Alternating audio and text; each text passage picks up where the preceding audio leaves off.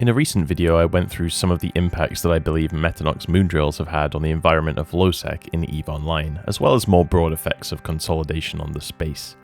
A lot of you guys watched and commented on that video. Many of you reached out to me directly as well, so I appreciate all the feedback and comments you had about your own experiences. But one thing I noticed dominating the conversations was a real lack of objectivity, with my own opinions included too. I'm not someone that believes every single discussion needs to revolve around numbers and data, but I figure it can't hurt to take a look at the data involved in the proliferation of Metenox moon drills in Lowsec so that everyone is at least on the same page. I'm also going to try as much as possible to avoid drawing direct conclusions about any one alliance or group from the data that I've collected here. I don't think it's particularly fair to point the finger at anyone for playing within the rules and incentives that CCP provide, which is in itself something that caused quite a lot of confusion in my previous video, so I'll clarify now. I don't hold any particular grudge against those that have consolidated in Lowsec.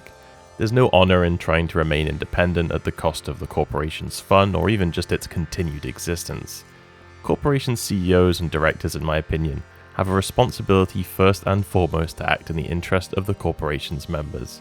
Sometimes that means swallowing your pride and burying the hatchet when you otherwise may not want to.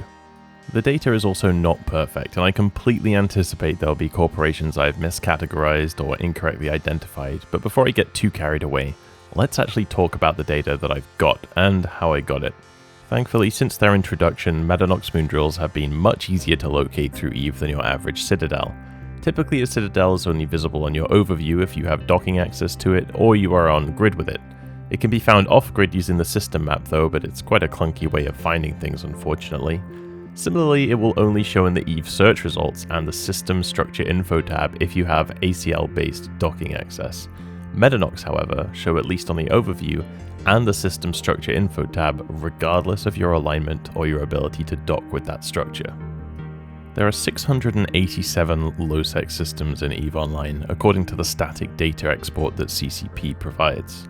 Iterating through each of these, a full list of all the Metenox moon drills currently anchored in space can be found, and this total is 1,969. The total upkeep for this is just over 7 million fuel blocks, or 283 million units of magmatic gas, for a total value of 928 billion ISK per month. I would so love to go and probe all these moons and see how much they actually make, but seeing as I would like to retain my sanity, this is going to have to function as a proxy for that data. The real figures are likely to fluctuate a lot with the specific price movements of different moon materials, as well as Alliance's preferences on sticking to only high-value moons, or being willing to use a Metenox moon drill on a moon that barely even breaks even. Thankfully, in the information window for each of these moon drills, you can find which corporation owns the anchored structure.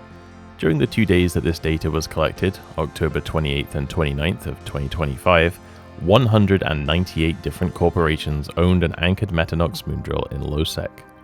One of the initial challenges, and something that certainly means there'll be some errors in my data, is that a lot of organizations use an alt corp or holdings corp for their structures. Where these alt corps or holdings corps are within the same alliance as the main corp, that's not particularly a big deal, as eventually this data will be aggregated to the alliance level. When they're outside of that alliance, however, things can get a bit more complicated. Wherever possible, I've done my best to identify and associate each holdings or alt corp with the main corporation it represents. I'm sure for some this will mean I have identified incorrectly, and I know that for many I have had to omit the data from alliance aggregation altogether, as it was impossible to identify with high certainty the main group that the structures can be associated with. Once aggregated to the alliance level, there are 52 alliances with the Metenox currently anchored in Lowsec space. Many of these are just groups with a handful or often even just one Metenox, so in a desire to keep things a bit more simple, I'll be focusing on data from alliances that have at least 10 of these Metenox moon drills anchored, bringing the final total of alliances to 19. What we see here are definitely a few standouts on the raw number of Metenox in Lowsec. In fact, 3 alliances make up 47% of them. Going further down the list, there are plenty of big numbers too, but they really do pale in comparison to the top 3.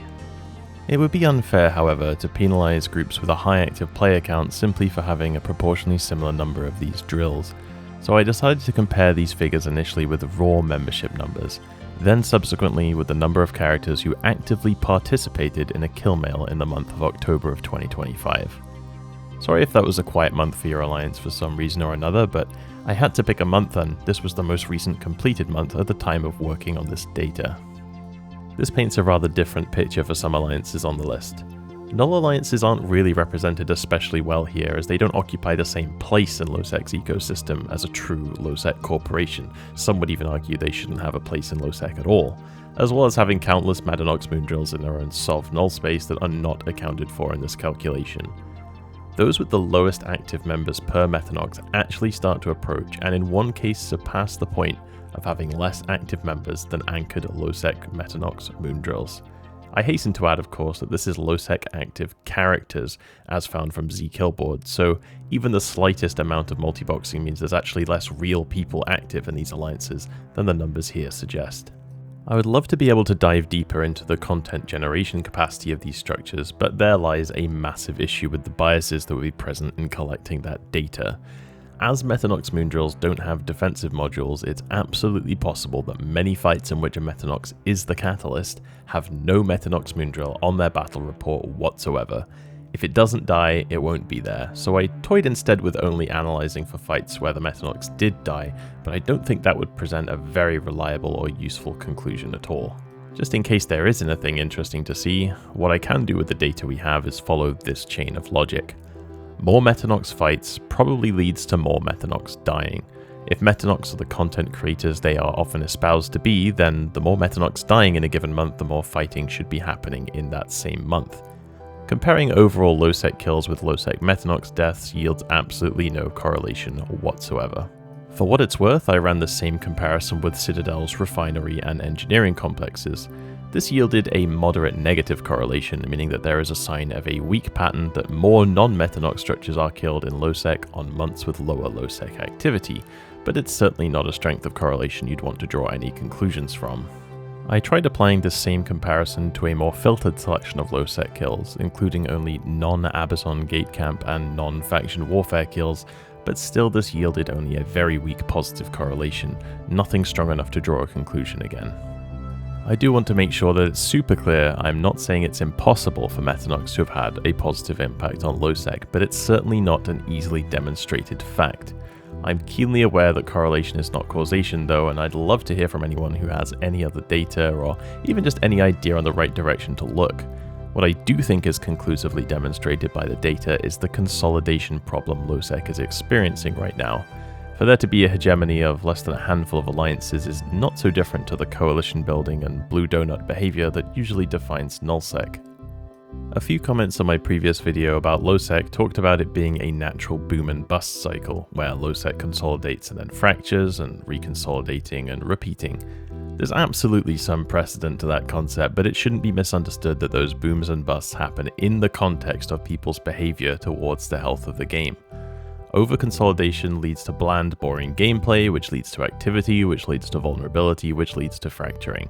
Perhaps over a year on from Equinox, as we see alliances as overextended as the data suggests, we are simply entering into the next stage of vulnerability and fracturing for Lowsec.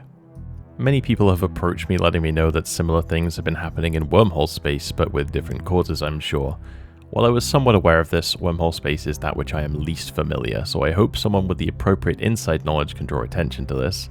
Wormhole space, even more so than Lowsec, honestly offers a stepping stone for corporations too small to participate in the diplomatic complexity of nullsec, but who still want to carve out some space to call their own. I'd love to hear any of your thoughts in the comments as always, but until then, I will see you next time.